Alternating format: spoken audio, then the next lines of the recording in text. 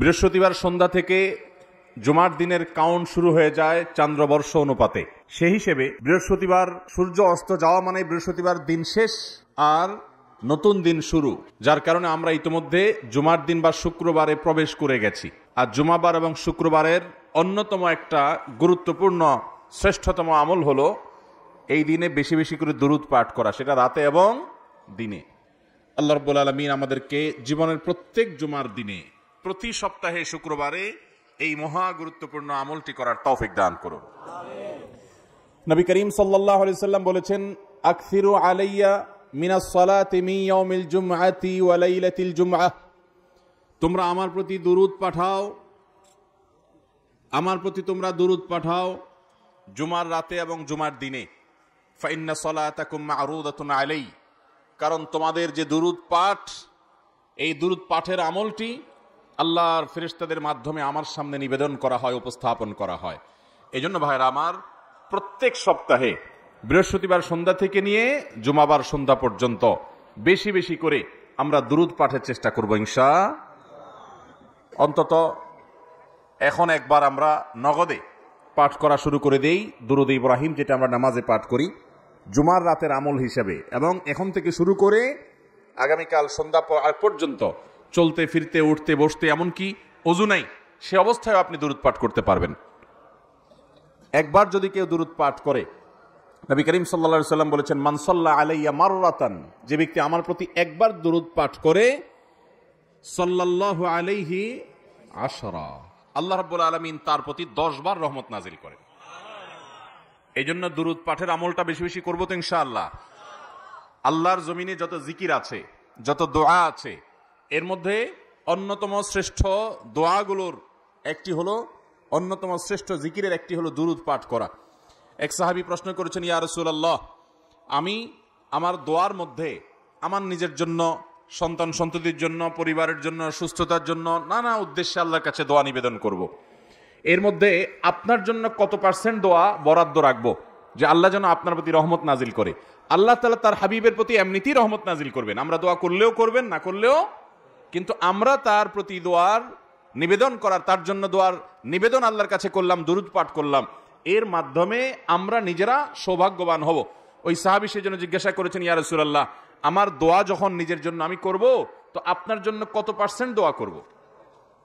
3 ভাগের 1 ভাগ, 4 ভাগের 1 ভাগ, অর্ধেক, কি পরিমাণ? সেই সাহাবী বারবার করে বিভিন্ন পার্সেন্টেজের কথা বলছেন, নবী সাল্লাল্লাহু আলাইহি সাল্লাম সেটাকে আরো বৃদ্ধি করার দিকে ইঙ্গিত দিচ্ছিলেন।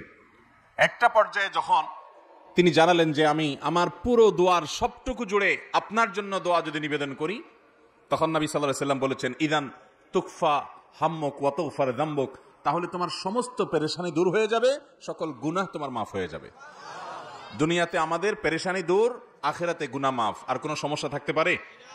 এই জন্য মুসলমান কখনো দুরুদের আমল ছাড়বে। এখন আমরা দুরুদ পড়ি, ওই মিলাদের অনুষ্ঠান করলে তখন ইয়া নবী সালাম আলাইকা সবাই মিলে, আর এছাড়া দুরুদ পাঠের আমলটা আমাদের দ্বারা হয় না। জীবনে কোন সপ্তাহে বৃহস্পতিবার সন্ধ্যা থেকে নিয়ে শুক্রবার সন্ধ্যা পর্যন্ত দুরুদ পাঠের আমলটা কখনো ছাড়বো না ইনশাআল্লাহ। পরিবারকে অভ্যস্ত করবেন, বাচ্চাদেরকে স্মরণ করায় দিবেন, স্বামী স্ত্রী একে অন্যকে স্মরণ করায় দিবেন যে জুমার দিন শুরু হয়ে গেছে, দুরূদ পাঠের আমল। নবীজি বলেছেন, আকসিরু আলাইয়া মিনাস সালাতি মিন ইয়াউমিল জুমআতি ওয়া লাইলাতিল জুমআহ, জুমার রাত আর জুমার দিনে আমার প্রতি বেশি বেশি দুরূদ পাঠ করবে। এই জন্য উনি নিজেই বলেছেন এটা দুরূদ পাঠের জন্য শ্রেষ্ঠ সিজন এবং মৌসুম। চেষ্টা করবো তো ইনশাআল্লাহ, যেখানে থাকি, যে অবস্থায় থাকি, জুমার দিন আসবে, দুরূদ পাঠের আমলটা ভুলবো, চলতে ফিরতে উঠতে বসতে শুয়ে শুয়ে, যেহেতু জুমার দিন চলছে, জুমার রাত চলছে, আমাদের দুরূদ অব্যাহত থাকবে। আল্লাহ আমাদের সবাইকে তৌফিক দান করুন। এখন নগদ একবার পড়ে ফেলি আসুন দুরূদ ইব্রাহিম। আল্লাহুম্মা সাল্লি আলা মুহাম্মদ ওয়া আলা আলি মুহাম্মদ কামা সাল্লাইতা আলা ইব্রাহিম ওয়া আলা আলি ইব্রাহিম ইন্নাকা হামিদুম মাজিদ। আল্লাহুম্মা বারিক আলা মুহাম্মদ ওয়া আলা আলি মুহাম্মদ কামা বারাকতা আলা ইব্রাহিম ওয়া আলা আলি ইব্রাহিম ইন্নাকা হামিদুম মাজিদ।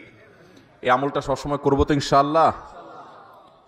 ভাইরা আমার, আপনি আর 2-4 জন মানুষকে শিখাই দিবেন, জীবনে যেন কেউ না ছাড়ে। তাহলে তিনি যতদিন এই আমলটা করতে থাকবেন, ইলমুন ইউনতাফাউ বিহি, এই হাদিসের আলোকে আপনার ইলম থেকে সে উপকৃত হবে, আল্লাহ তাআলা তাকে তো সওয়াব দিবেনই, আপনি যে শিখাই দিলেন সেজন্য আপনিও সওয়াব পাবেন।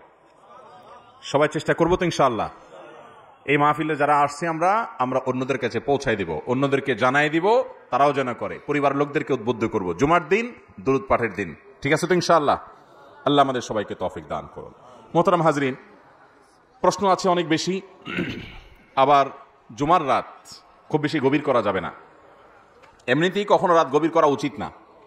আমরা গভীর রাত পর্যন্ত মাহফিল করতে অভ্যস্ত, এটা সুন্নাহর খেলাফ ভাই।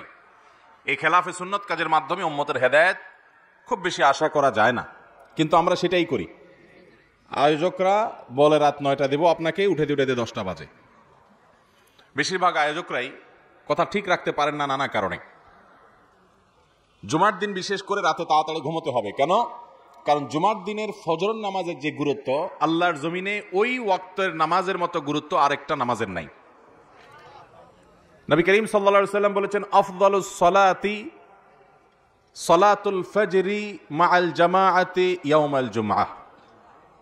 জুমার দিন ফজরের সালাত জামাতের সাথে পুরুষদের জন্য আদায় করা, এটা হলো আফদালুস সালাওয়াত, সকল নামাজের মধ্যে সবচেয়ে উত্তম মর্যাদাপূর্ণ নামাজ জুমার দিনের ফজরের নামাজ।